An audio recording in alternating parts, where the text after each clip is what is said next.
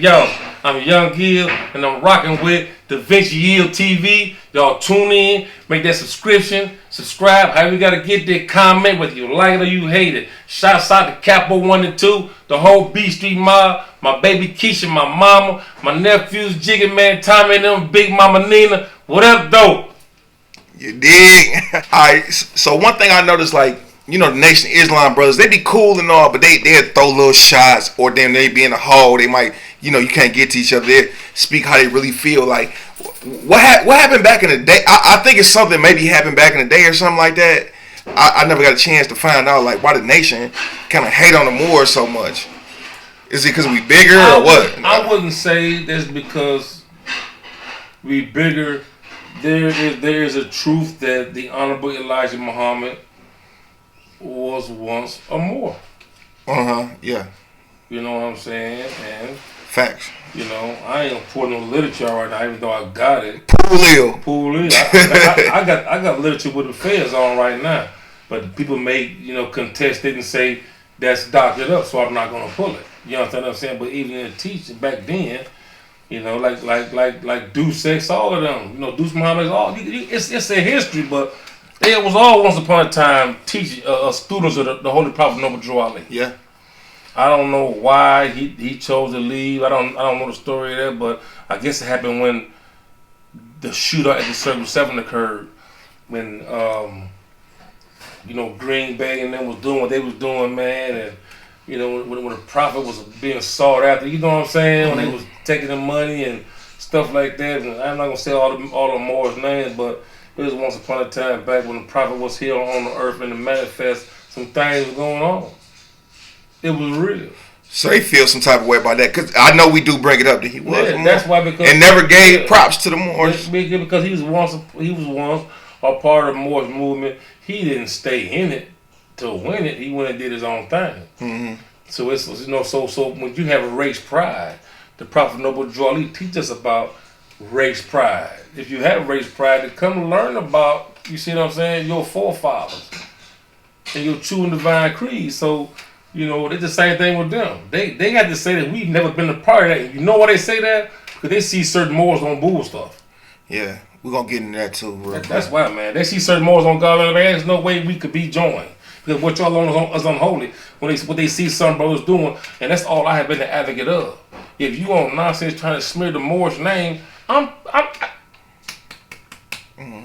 yeah, if Blase split up in there, I need to holler at you out here on the yard. This ain't no door call. I'm in person. This ain't no door call. I need to holler at you. You see what I'm saying? So yeah, man.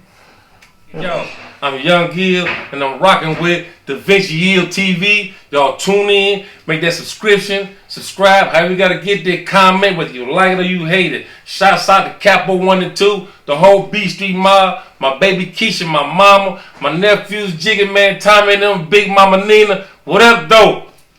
You dig? What I hear, maybe a Aryan stabbed the GD. What happened with that and why? What was going on? Well, we all sleep one morning, and you hear the commotion. So when we get up, come to the door, you see the European on somebody doing something. We at the time we don't know what it is, but you can tell it's a brother. But the brother get up and get with him though. Brother get up and get with him. The police run up. It's like the police kind of knew too. And what year was this? Like, it was an officer named Knight there. Officer named Knight. What year was this? This was just before I come home. This was oh damn. This is 2022.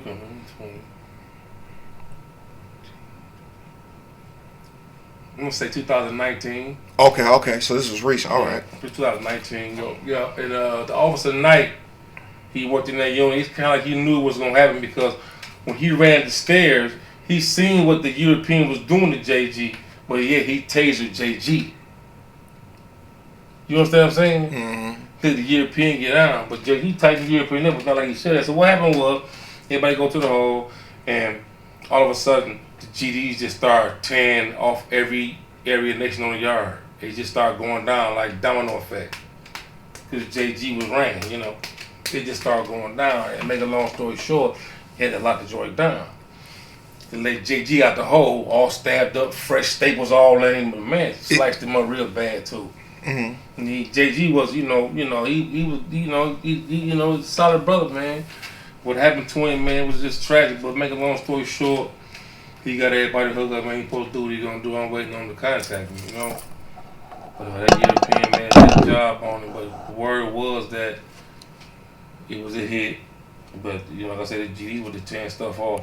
Who put the hit on him? They were saying the officer did it. Oh. Because what happened to Officer Gus?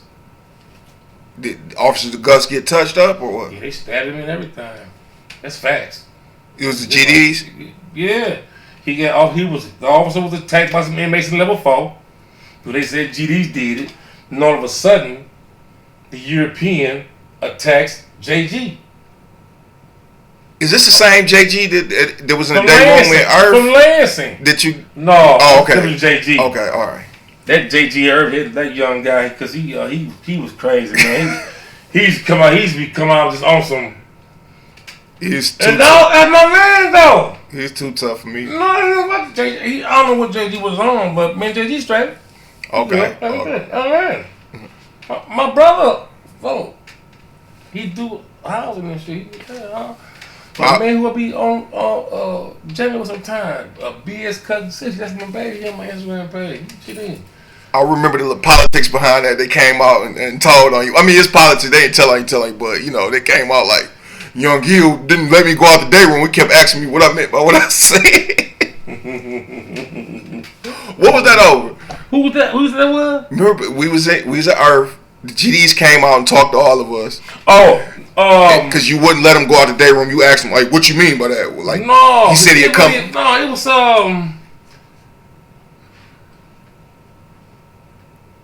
What was that about? I was going down the hallway. I was something. It was at that time, man. JG was new on the rock, trying to make a name for himself. You gotta love a spunky guy. That's how I come through. I respected it.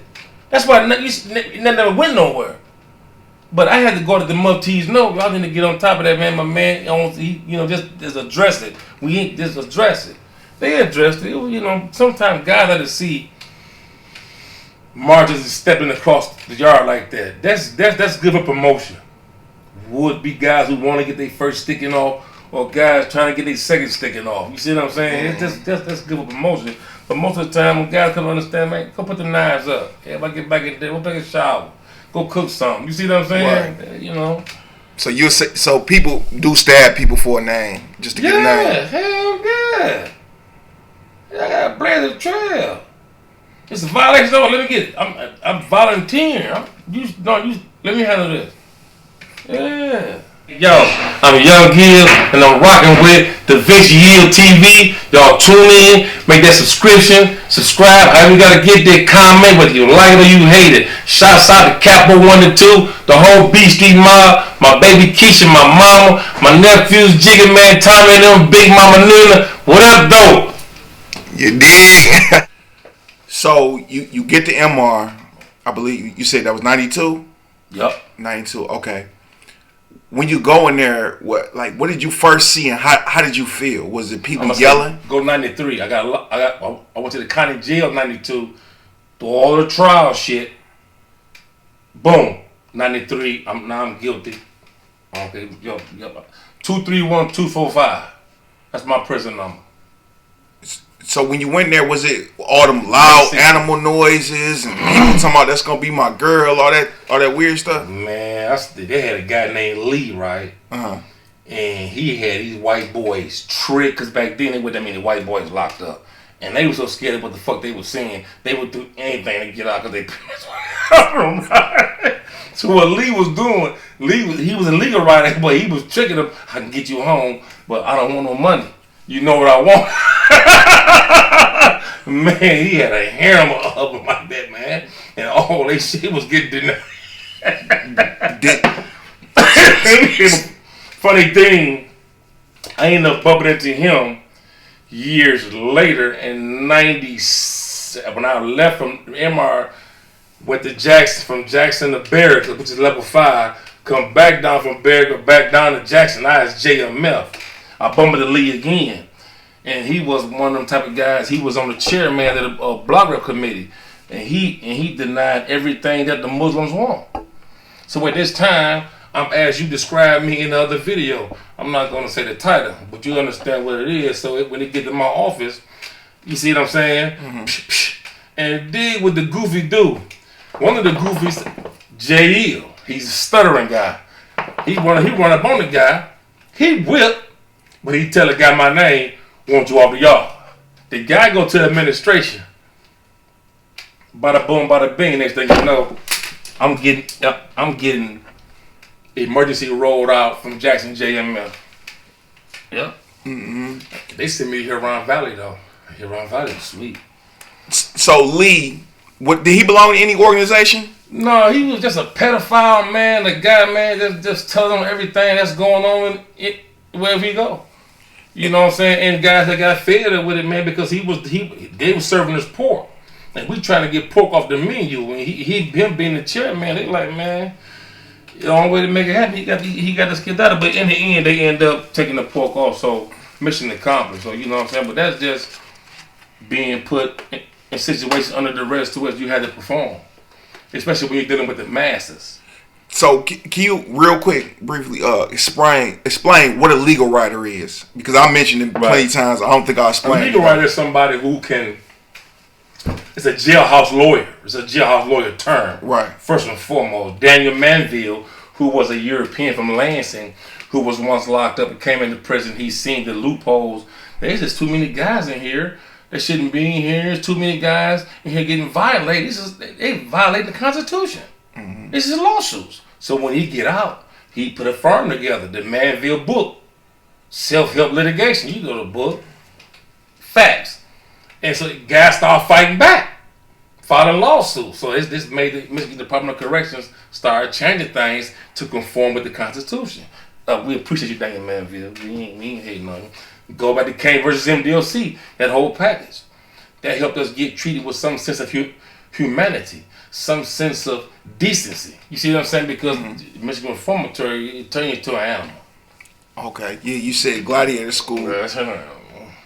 So yeah, it's still bad now, but I can imagine back then. Like you see the movies, them guys running around with them tight pants on, the homemade tits and all that type of stuff, and makeup on, and up in the rec room, the movie theater over here, guys playing basketball over here, they playing pool over here, and somebody over there getting head over there. It's crazy. I mean, so basically, I want to touch on this. Daniel Lee, he used to, do appeals and stuff for people and promise them to get out. I don't know if it's the first name, but we're going to say Lee. Lee, okay. But we know Daniel Manville was the European who was locked up, and when he went home, he wrote that book, Self-Help Prisoner Litigation, how to file a lawsuit, shit like that. It was a book about that goddamn thick. Everybody know about it. It's all over the world. Shit, that's everybody like got the millions.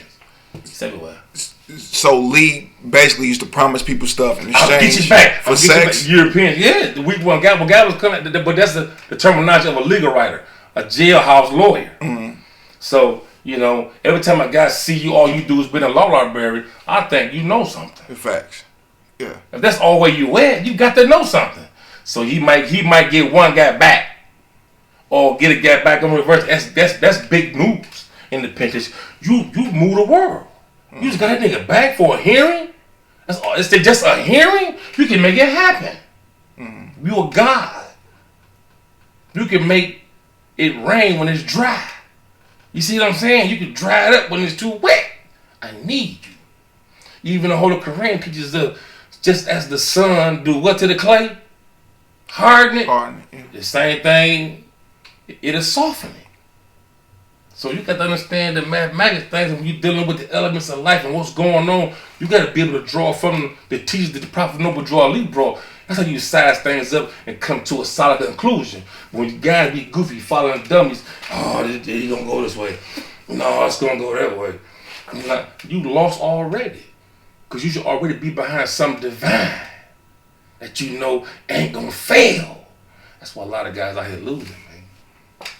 Okay. So to get back to it, he took advantage of his legal status and kind of extorted guys out of sex. No, the same way guys tricking guys on the street now. He is tricking guys about their drugs. should put that guy in the category of Pussycat. Yeah, he was cold blooded too. Like New York was at them mark. Him and his guy Dave. Dave was straight killer. They butchered the guy, man, coming up out the gym so bad. Whew. So, now, on one page, a lot of people mention Pussycat in New York. Are one of them a Moorish American? Or was a Moorish American? Was it Pussycat? Pussycat. New York, my man. That's my guy. I learned a lot just watching him. I had to. I was young. He just always had this picture of older guy, good hair, pulled to the back in a ponytail. Old school Michigan Department of Correction jacket on.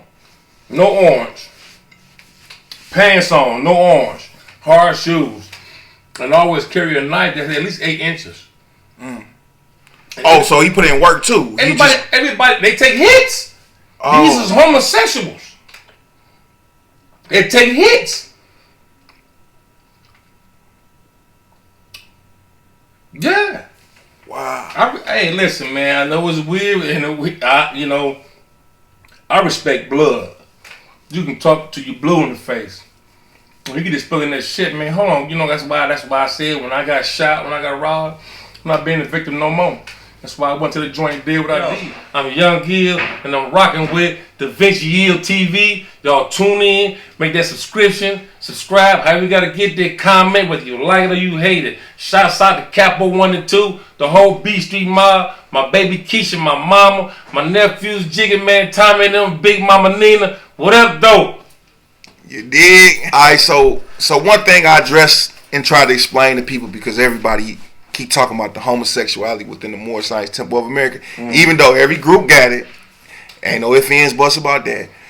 Why do we accept it more than others? Nah, this is why I say, because you've been gelling with this guy, because Moors are older people, so they've been gelling with guys 30, 40 years, and they think it's normal, or they just don't want to throw their brother to the wolves. Well, it's because of the teachings. A lot of times, if you have if you have some guys that just be like, they go hard saying the teachings, the prophet said leave the doors open. Mm-hmm. And every word that the prophet Noble Drew Ali speaks is spirit, and he tells you more said better heed. So every word that the prophet speaks is in the spirit. So you can't go against the spirit on some fleshy stuff. Yeah. The prophet word is that's it, kaput, stop. Act. Ain't no, let me think, act. You see what I'm saying? So that's why it's controversial. But when you have guys who come in who be homosexual, they said they got homeless out in the world. They go to the temple.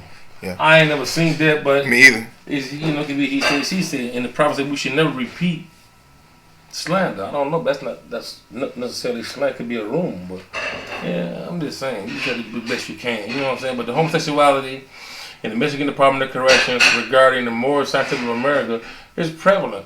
I have went against several more because of the homosexual activities. Did you know, like when you went against Moors for homosexual activities, did you see the politics kind of go against you then? Only one time, man. In Earth.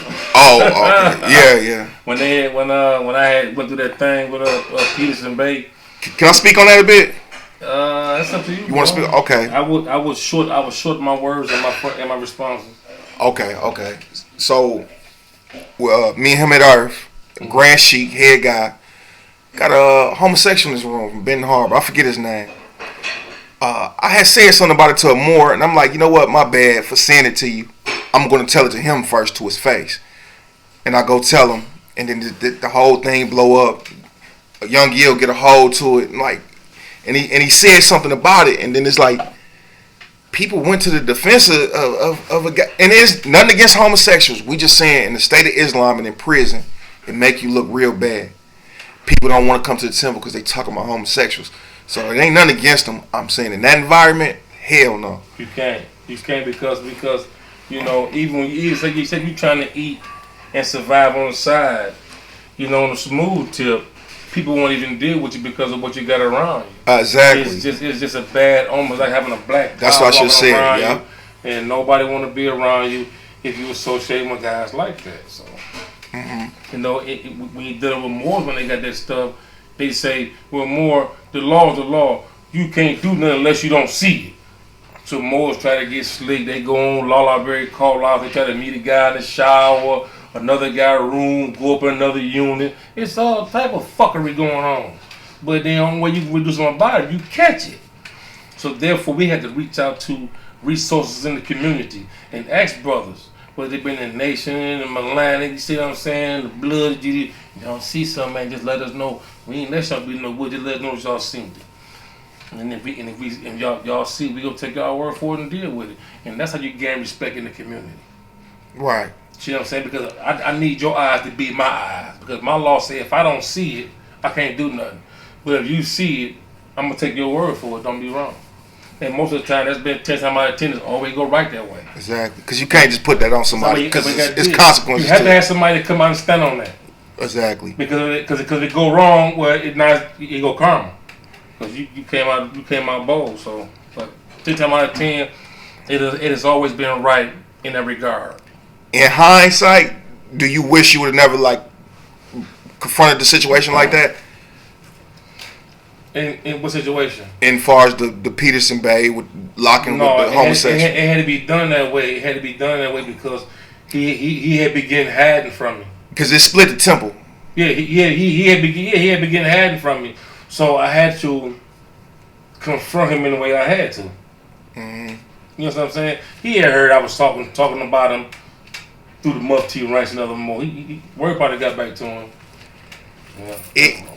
It was, to me, it's kind of unfortunate that the big homie Rumor Bay kind of stood up for him, but I mean that's how it goes sometimes. You've been gelling with a guy so long, because they was best of friends. You know what I'm saying? You accept people for their flaws. Yeah.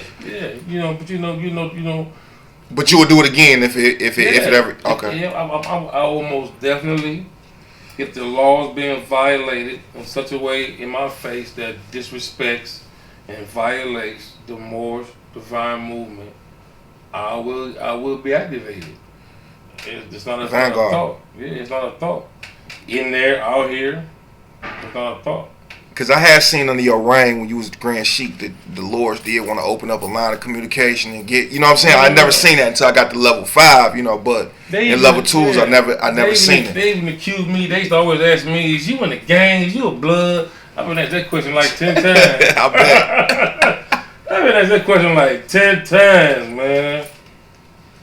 10 times, because it's just when you are a Grand Sheik, acting Grand Sheik in the penitentiary, or the acting first lieutenant, you have the authority to unveil your own, shall I say, philosophy, as long as it coincides with being pragmatic and making the movement strong. You know what pragmatic means? That means practical, right? Get results. Oh, good. Okay. You understand what I'm saying? Mm-hmm. Get results, and the results will be shown because every time we go to the meeting period, Holy Day, or whether it's Sunday school, you will hear the secretary say from the Mufti ranks, $25 donation. You see what I'm saying? Facts. So they will know about the work. So it's always a beautiful thing to have authority and delegation over constituents, man, and do the right thing and bring about a just result. But sometimes, man, it don't always go that way. Sometimes you gotta show a guy what time it is, and if you gotta go do it because the guys you thought you had with you gonna do it, but when they got to that dope, I don't think I'm with this, Mo. Yeah. And they passed that thing back. Hold on, go ahead and do it. I deal with them later. Right. I gotta go in here, man, and holler at that guy,